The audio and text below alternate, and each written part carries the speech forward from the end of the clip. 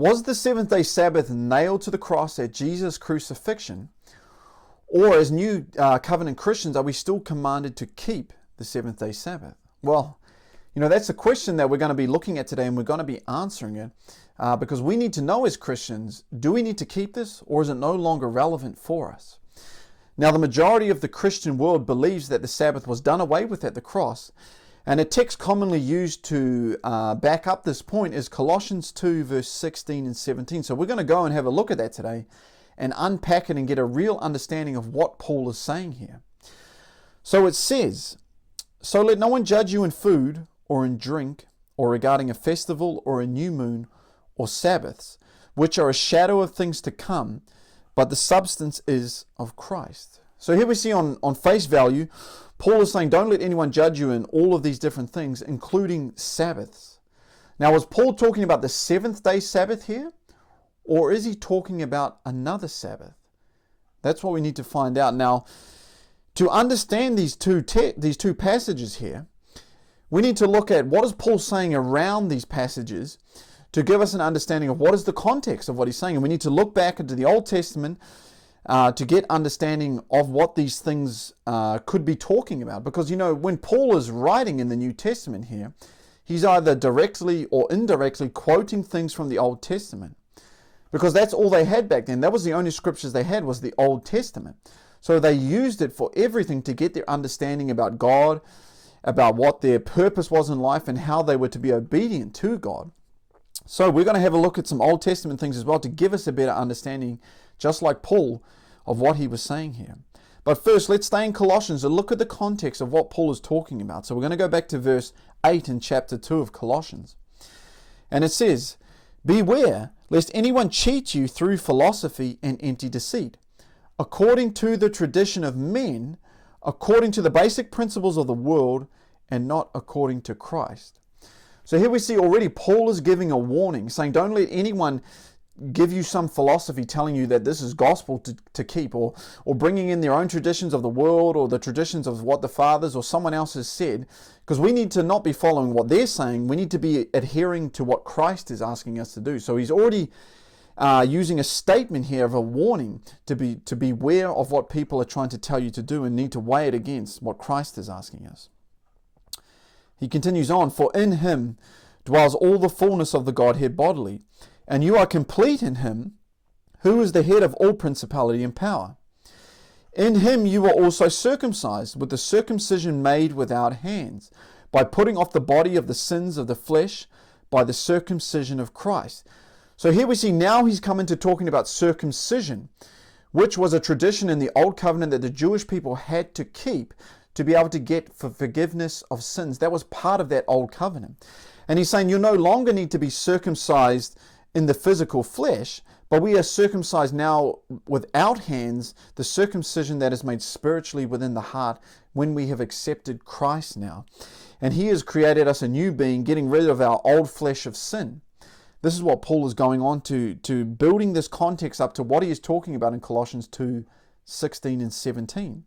And he continues on, "Buried with him in baptism, in which you also were raised with him through faith in the working of God, who raised him from the dead. And you, being dead in your trespasses and the uncircumcision of your flesh, he has made alive together with him, having forgiven all your trespasses." So here we see that he's saying when you were dead in your trespasses and the uncircumcision of your flesh, but when they were uncircumcised, they were dead in their sins. So circumcision was a part of that covenant to get forgiveness of sins that the Old Covenant Jews had to do. But he said that Christ has now made you alive with the spiritual circumcision of the heart. And the reason for circumcision of the physical and then now of the heart is to be able to forgive us of all of our trespasses, forgive us all of our sins.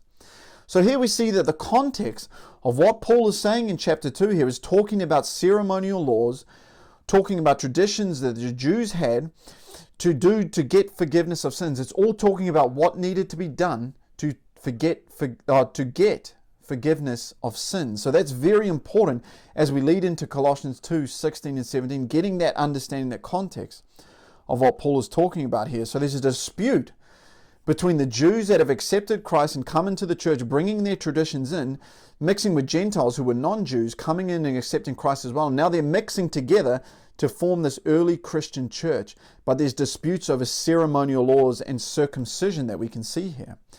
Now this just wasn't an issue for the Colossian church. It was for many of the New Testament churches that we can read in the letters that Paul wrote. And we can see this happening in the other instances if we look at Acts 15, and let's go have a look at verse 5.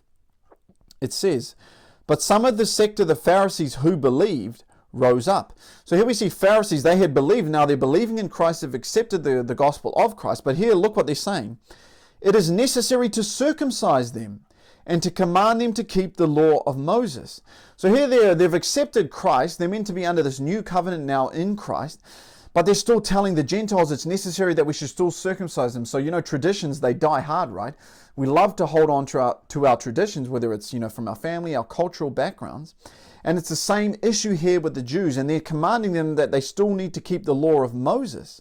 But we know that that was old covenant, the law, the ceremonial laws, because they were pointing forward to Christ. They no longer needed to be kept because Christ had died for the people. But here they're still trying to push it in the new Christian church. Now, getting that understanding, that context, the background of what's going on within the church, let's come back to Colossians 2 and pick up from verse 13. And it says, "Having wiped out the handwriting of ordinances that was against us, which was contrary to us, he has taken it out of the way, having nailed it to the cross." Now, going back to our question about, is this the seventh-day Sabbath that Paul is saying was nailed to the cross? Don't let anyone judge you on these things anymore. Was the seventh-day Sabbath against humanity?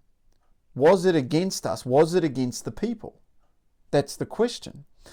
Now, it's interesting here because he says, having wiped out the handwriting of ordinances that was against us. Now, that word ordinance, let's have a deeper look into that because it's going to help us get a better understanding, building this picture to understanding what Sabbath he is talking about in verse 16 and 17. So if we go to the concordance, this is from the original language, from the Hebrew language. Ordinance, the original word is pronounced as dogma. And what it means, it is a law. But what sort of law is it? Now, the law, talking about circumcision, talking about ceremonial laws, was that a civil law? No, that wasn't a civil law, right? Wasn't it ecclesiastical law? No, it wasn't ecclesiastical law. But look at this meaning here. It says it also means ceremonial. Now, was the act of circumcision, were the law of Moses that we're trying to command people to keep in Acts 15, also in the Colossian church and many of the new Christian churches, is that a ceremonial law, circumcision? Yes, it's a ceremonial law, right? Well, this is not referring to the moral Ten Commandments law. The word he's using here is to refer to the ceremonial law. So these are talking about ceremonial laws that have been wiped out, that have been nailed to the cross. Because many argue that it is the Ten Commandments that were nailed to the cross. But when we look at the original context of the original language, what he is talking about here, it means ceremonial law.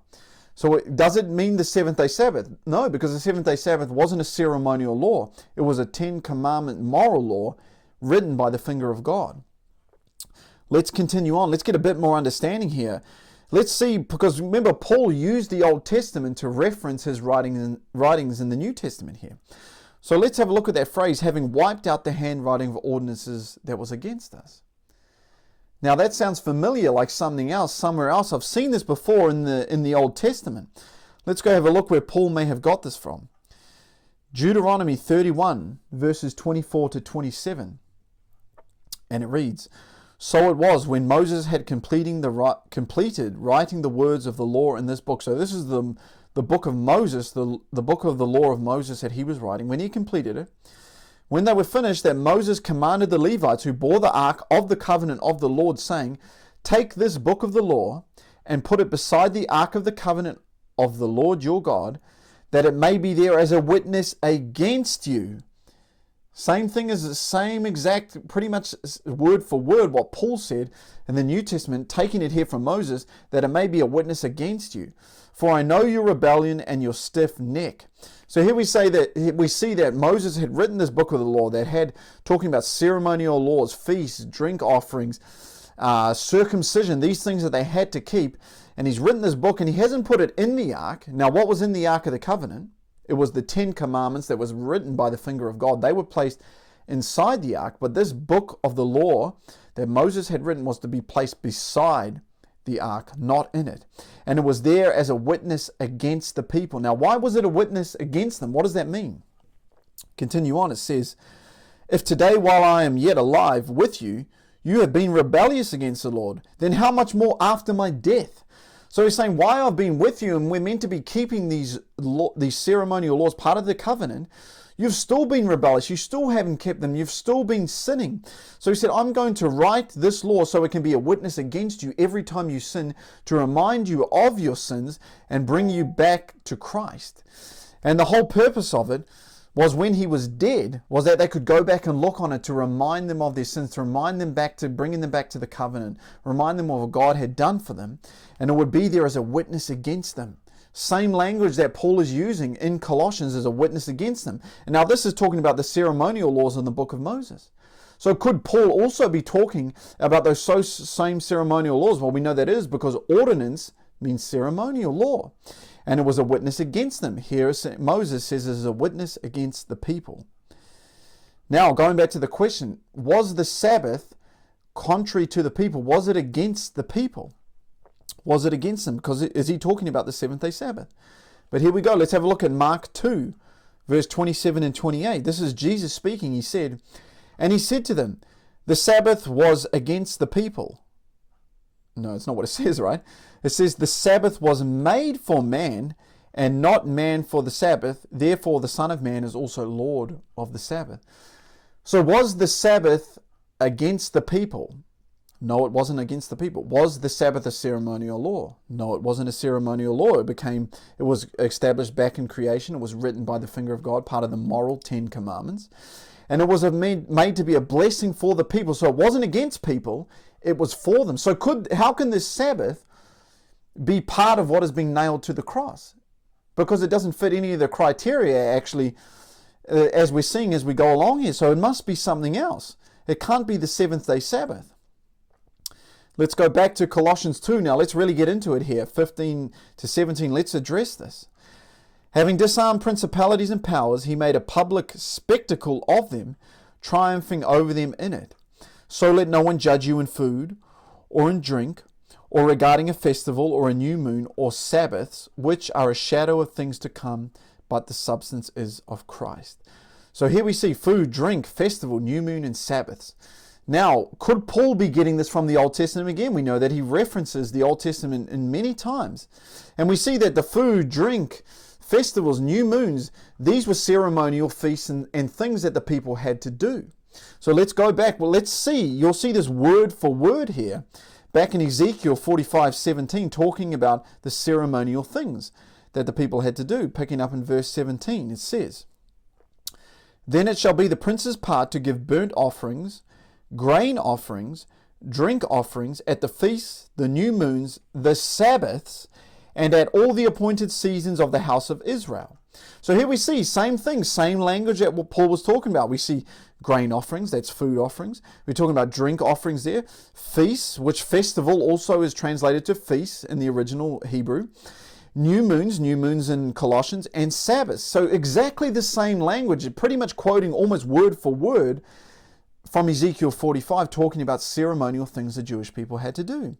And what was the point of them needing to do all these things? Continuing on here in Ezekiel 45:17, it says, he shall prepare the sin offering, the grain offering, the burnt offering, and the peace offerings to make atonement for the house of Israel. So the point of all of these offerings, these festivals, these new moons, and these Sabbaths that they were to keep, were to get atonement for sin for the house of Israel. Again, he's talking about forgiveness of sin. Back in Colossians 2, as we read from verse 8, remember he's talking about circumcision, doing these things because they were to get forgiveness of sins for the people. Paul is talking about the ceremonial things back in the Old Testament. It's very obvious and clear what he is saying here. But now we're going to say, but what Sabbaths? The Sabbath, that's all I know is the seventh-day Sabbath. He must be talking about that. Or could there be other Sabbaths? Now let's go have a look. There were other Sabbaths besides the seventh-day Sabbath of the Lord. And we're going to see this these ceremonial Sabbaths kept in Leviticus 23. Come with me, Leviticus 23, and it's going to be on the screen here. Now this is talking about the Feast of Trumpets. Leviticus 23 verse 23 says, Then the Lord spoke to Moses, saying, Speak to the children of Israel, saying, In the 7th month, on the 1st day of the month, you shall have a Sabbath rest, a memorial of blowing of trumpets, a holy convocation. So here we see the people were to keep a Sabbath rest. Now this wasn't the 7th day Sabbath, because it says it was on the 1st day of that month, of the 7th month. So on the 1st day of the 7th month, they were always to keep a Sabbath rest. So this isn't the 7th day Sabbath. They were to keep a ceremonial Sabbath rest for a memorial of blowing of trumpets. So we see there are other Sabbaths apart from the 7th day Sabbath. Let's have a look at another one, the Day of Atonement. One day a year this would happen. Verse 27 of Leviticus 23, it says, Also the 10th day of the 7th month shall be the Day of Atonement. It shall be a holy convocation for you. You shall afflict your souls and offer an offering made by fire to the Lord. And you shall do no work on that same day, for it is the Day of Atonement, to make atonement for you before the Lord your God. For any person who is not afflicted in soul on that same day shall be cut off from his people. And any person who does any work on that same day, that person I will destroy from among his people. You shall do no manner of work. It shall be a statute forever throughout your generations in all your dwellings. It shall be to you what? A Sabbath of solemn rest. And you shall afflict your souls on the 9th day of the month at evening. From evening to evening you shall celebrate your Sabbath. So here on the 9th day of the month, they were to keep the Sabbath rest. It wasn't the 7th day Sabbath because it wasn't on the 7th day. Here it's on a different day, keeping a Sabbath rest. And then one more, let's have a look at it. The Feast of Tabernacles, going down in Leviticus 23 to verse 39. It says, Also on the 15th day of the 7th month, when you have gathered in the fruit of the land, you shall keep the feast of the Lord for 7 days. On the 1st day there shall be what? A Sabbath rest, and on the 8th day a Sabbath rest. So here we see on the 1st day there's going to be a Sabbath, and on the 8th day there's going to be a Sabbath, another ceremonial Sabbath they had to do as part of these ceremonial feast days and rituals that they had to keep as part of the Old Covenant, apart from the 7th day Sabbath. And you can see this in Leviticus 25 as well. It talks about the land having a 1 year rest after 6 years of work. On the 7th it was to have a Sabbath, and you can go have a look at that in Leviticus 25. Now, so we see all these ceremonial Sabbaths that they're meant to keep. Now let's see what it says after that. And still in Leviticus 23, and picking up from verse 37, it says, These are the feasts, talking about all these feasts that they were to keep, of the Lord, which you shall proclaim to be holy convocations, to offer an offering made by fire to the Lord, a burnt offering.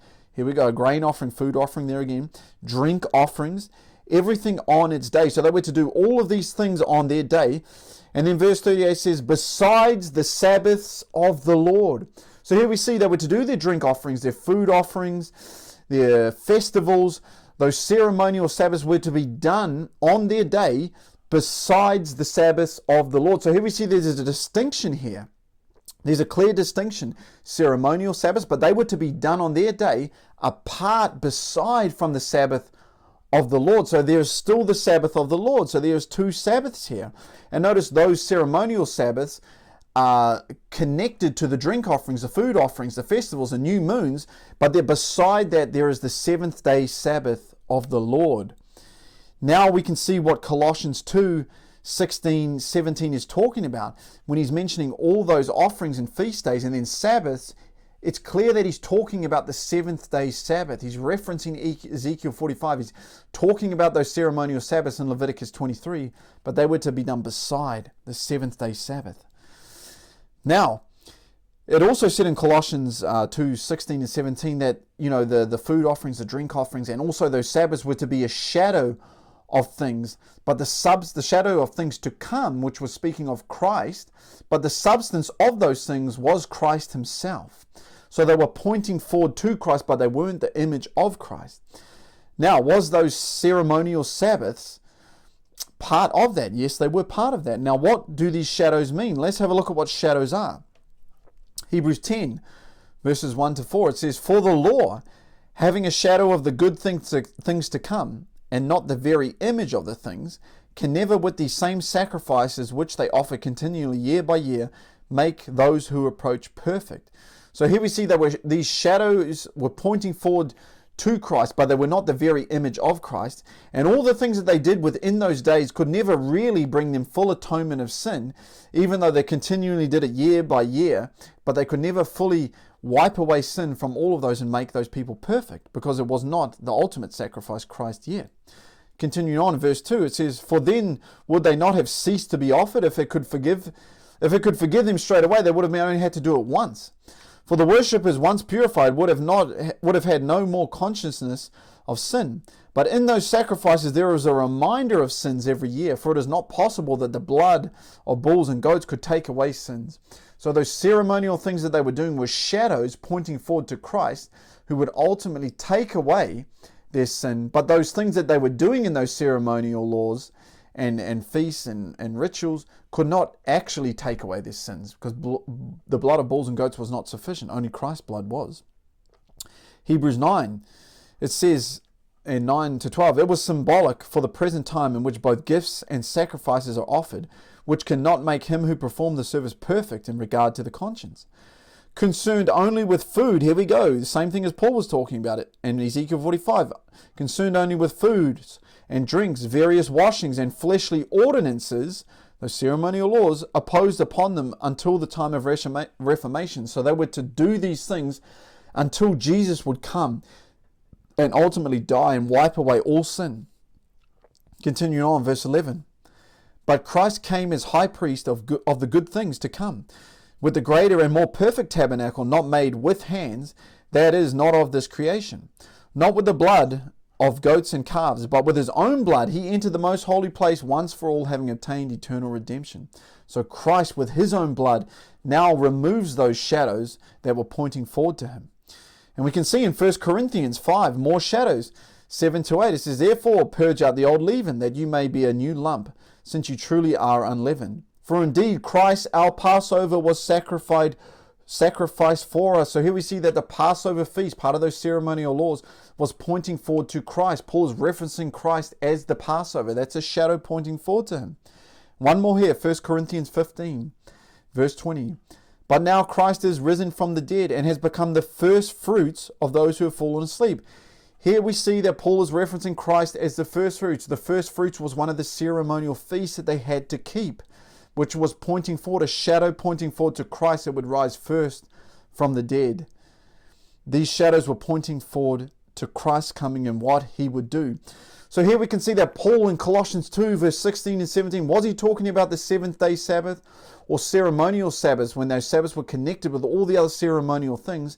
It's clear he is talking about ceremonial Sabbaths and ceremonial days, not the seventh-day Sabbath that was written by the finger of God. These were the ceremonial laws that were written by Moses that Paul is talking about here in Colossians 2.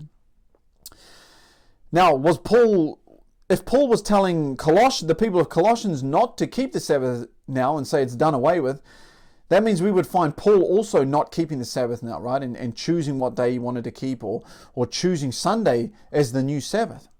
But what was Paul doing? Let's have a look. Acts 17, verse 2 to 4, it says, "Then Paul, as his custom was, went into them, and for 3 Sabbaths reasoned with them from the Scriptures." So here we see that Paul, the Christians are saying that apparently Paul was telling the other churches to forget the law, don't keep the Sabbath anymore. And while he's writing those letters, he's also keeping the Sabbath himself. Why would he be keeping the Sabbath himself if he's telling other Christians they don't need to do it anymore? Because it clearly hadn't been done away with. This was Paul's custom. He was still going to church and keeping the Sabbath and reading the Scriptures on the Sabbath. Continue on, it says, "Explaining and demonstrating that Christ had to suffer and rise again from the dead, saying, 'This Jesus whom I preach to you is Christ.' And some of them were persuaded, and a great multitude of the devout Greeks, and not only a few of the leading women, joined Paul and Silas." Now, what's even more ludicrous here, if we were to say that Paul is telling others not to keep the Sabbath, but here he is keeping the Sabbath, and saying that we don't need to keep it after Christ died, because now we are free from that command. He's preaching Christ to them on the Sabbath day in church, reading those Scriptures. He's preaching Christ to them. Shouldn't he be preaching it on Sunday, or shouldn't he be preaching on another day of the week? No, he's preaching it still on the Sabbath because it's still binding for Christians, and he's preaching the new resurrected Christ to them, the new covenant. He's preaching the new covenant to them on the Sabbath. The seventh-day Sabbath is part of that new covenant, not the ceremonial Sabbath. And here we see that devout Greeks are here listening to the word on the Sabbath. So even if we said, okay, it's only Jews that were still keeping these traditions, no.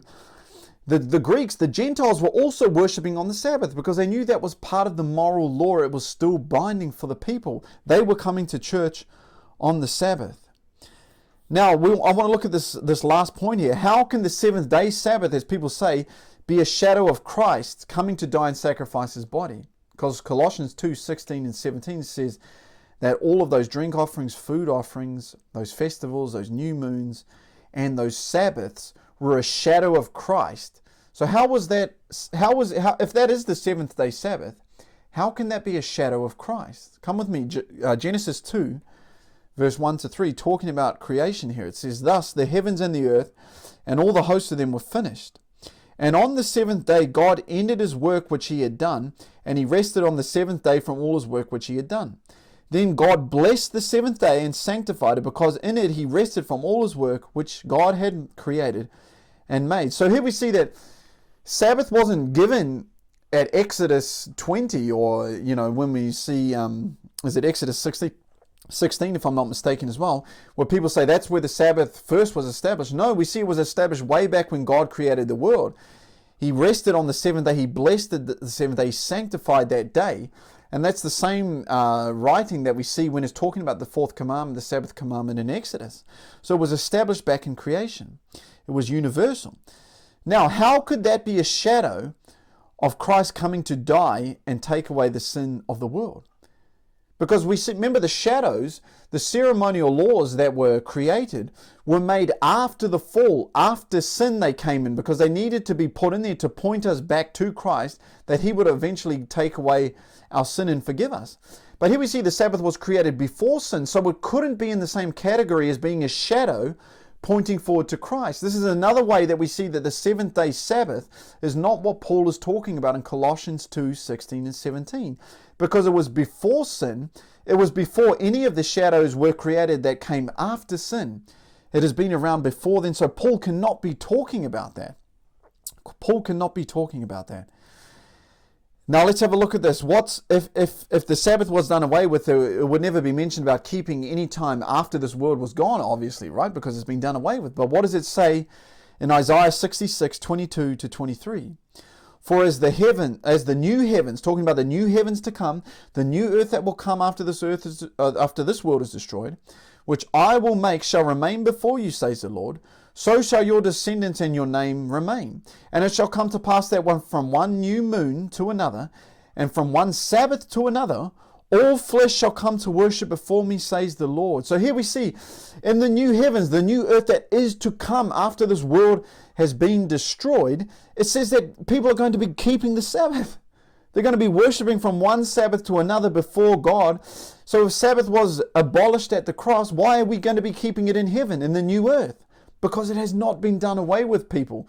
It has not been done away with, friends. You have to see that Paul is talking about ceremonial things, and we can see that very clearly when we read context, when we match up with Paul quoting the Old Testament. The Sabbath was not done away with, and that is not what he was trying to say. He was trying to talk about the ceremonial laws that the Jews were trying to bring upon the Gentiles, the non-Jewish people, as they started to mix in the Christian church. Please do not be deceived. Do not be confused by this. The seventh-day Sabbath is still binding for us as Christians today to keep. We want to, and Jesus said in John 14:15, "If you love me, keep my commandments." If we love Jesus, we will keep the seventh-day Sabbath. That has not been done away with, friends. It is part of God's commandment, and it will be kept in the new heavens and the new earth. So I hope this has been encouraging. I hope this has helped answer this question. If you found this a blessing, please go ahead and like this. Share this with anyone you know who may be struggling with the subject. Drop a comment below on your thoughts on what you think. And even videos you want to see coming up in the future, questions you would like answered. And we can delve into those as well. But until we meet again, it's been great having you here with me, and God bless you.